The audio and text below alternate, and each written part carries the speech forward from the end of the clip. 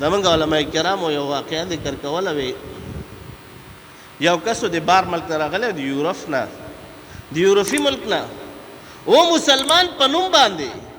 پلار ورته وی بچي واده دله کوم ته ما ته وایې چې کوم دی دله ښځه وکړم هغه ورته دا معاذ الله وی دا کور کې مې چې ګردي خورې وه خور وی بل چاته څه ضرورت ته رونه بیا به د بچي نه د دا حالت جوړېږي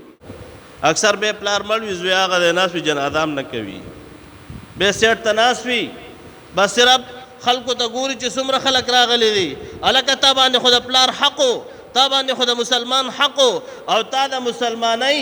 او د پلارولۍ حق هم ادا نه کړو دا ولې دا ستا د پلار غلطي وه دنیا کې چې ته پلار جومات ته نه راوستې ته پلار دین ته نه راوستې ته پلار قرآن ته نه راوستې او وروڼو نن یوه مسله پیدا شوې د هغه د حیا په باره کې ده حیا څومره کمه شوې ده وروڼو ماشوم وګوره ماشوم زمونږ په دې لیسي کې ما ډېرو کسانو ته وی وروڼه مونږ خو داسې نه چې چا بندګان یو مونږ خو د الله جل شانه بندګان یو تا په دې لیسي کې یو فلمونه اچوي شي فلمونه ډرامې اچوي شي تا بچی به تا څه عزت وکړي چې دا بربند فلم ګوري دا فحاشي ګوري دا عریاني ګوري دا به د مور څه عزت وکړي دا به د پلار څه عزت وکړي دا به د استاد څه عزت وکړي دا به د امام څه عزت وکړي دا به د رور څه عزت وکړي نو تاسو ټولو ته د یم موږ په دې لیسي کې دا کار شروع شوی ده او ټولو باندې دا فرض دي اول زما فرض دي الحمدلله ما په دې لرې کې ویلیم دي او خلکو ته مې ویلي دي چې دوی ته دا خبر ورسوئ چې دا فلمونه اچول ډرامې اچول لګېره دا فلمونه اچوي زما اوس تا ماشوم بچی ده ځان ته ټوله شپه موبایل نیولی وي فلمونه ګوري ډرامې ګوري فحش شیان ګوري وروره دا به ستا څه عزت کوي دا به یې پلار څه پېژني دا به یې مور څه پېژني وروڼه بیا د انګریزانو حالت په وي ښه زمونږ علماء کرامو یو واقعه ذکر کوله وی یو کسو د بار ملک نه راغلی د یورپ نه د یورپي ملک نه او مسلمان په نوم باندې پلار ورته وی بچي واده دله کوم ته ما ته وایې چې کوم دی دله ښځه وکړم هغه ورته دا معاذ الله وی دا کور کې مې چې ګردي خورې وه خور وی بل چاته څه ضرورت ته وروره بیا به د بچي نه د دا حالت جوړېږي چې جومات ته بچی نه بولي مدرسې ته بچی نه بولي عالم ته بچی نه بولي او فلمونه پې ګورې د ټولو له پکار دي وروڼو چې د خپلو بچو سره موبایل وګورئ ماشوم بچي ته څه ضرورت ته د موبایل زه هم د ساده ورته هم نشته غټ غټ هلکان دي هغوی فلمونه ګوري وروره قیامت کې به الله پاک جل شانه له څه جواب ورکوي نو وروڼو د حیا مسله ګوره ډېره زیاته ده پیغمبر علیه السلام مبارک فرمایي الایمان بضع وسبعون شعبه فافضلها لا اله الا الله وادناها اماطه الاذى عن الطريق والحیاء شعبه من الایمان حیا وروڼو ګوره دا د ایمان یو لویه شعبه ده چې چا کې حیا نه وي دکې ګوره د ایمان کمې ده وروڼو ټولو ته زه دا ویم چې خپلو بچو سره او قسم ده دا د خیر خبرې دي ښه دا موږ نه د چا بد وایو نه د چا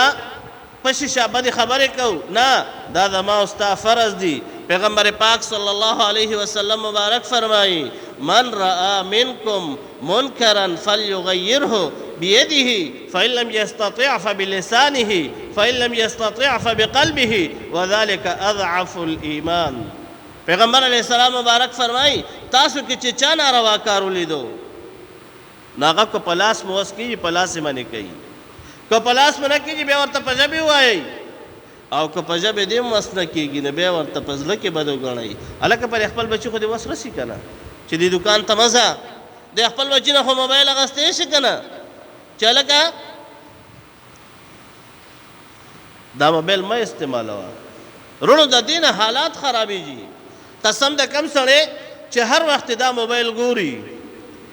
دا فلم ګوري د دې نه بیا حقیقتا مسائل پیدا شي حقیقتا دا مونږ کتلی دي تاسو ټول بعد پکې زمانه مشران یې تاسو ټول لیدلې دنیا کې وګور اخبارات ته نډکتي چې کم حالات شروع شوي دي رونو داسې سړی به چرته پروت وي مړ پروت وي بوټو کې پروت وي ولې قسم د به پلار ژاړي مونږه پلار ته دا نصیحت کوو چې خپل بچی دی پوه کا د خپل بچی نه د فحش شیان والا خپل بچی د جماعت ته راوله جماعت ته خپل بچی مدرسې ته راوله پیغمبر علیہ السلام مبارک فرمائی کن عالما عالم جوړ شه دنیا کې ګوره او متعلما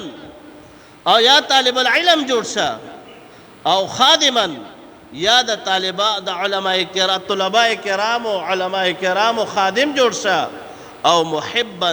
او یا ور سره محبت کون کې جوړ شه او ولا تکن خامسا فتهلك پینځم ما جوړېږه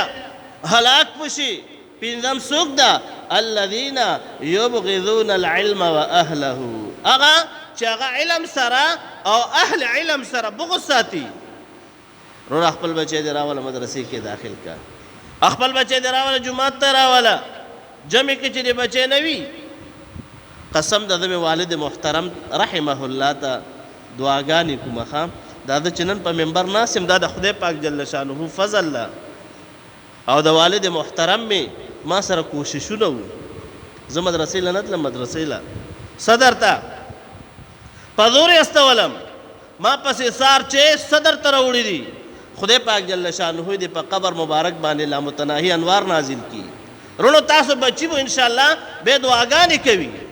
چې دغه شیان متن لري کل جماعت ته مراوستو مدرسې ته مراوستو دین ته مکینولو قرآن کریم ته مکینولو حیا ورته خودلا قسم د به بدته دعاګانې کوي چې خدای پاک جل شانه دې زما په پلار باندې رحمتونه نازل کی او کنا دغه حالت وی نو به مرخ به مونږ ټول کنه اکثر به پلار مړ وي زوی هغه د ناس وی جنازام نه کوي به سیټ تناس وی بس صرف خلکو ته ګوري چې څومره خلک راغلي دي الکه تا باندې خود پلار حقو تا باندې خود مسلمان حقو او تا د مسلمانۍ